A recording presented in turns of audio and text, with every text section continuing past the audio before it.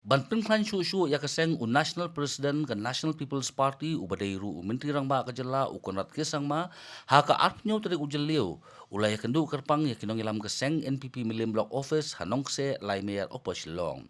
Habakran baglap thai khobor Conrad Sangma ulak kentu ya kinong ilam keseng bantrai shitom bantrai na ka benda kipat ba kathan.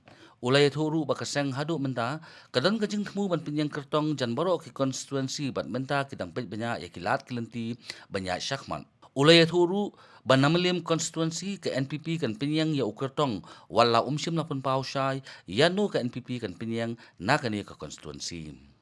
Well, we are started to organize the party, but obviously, as we move along, we will explore all the options. But yes, as a political party, it is always our endeavor to see that we are able to put up maximum number of candidates. So definitely, yes, we will be exploring, we'll be working, and we do hope that we'll be able to put up a candidate in Milim.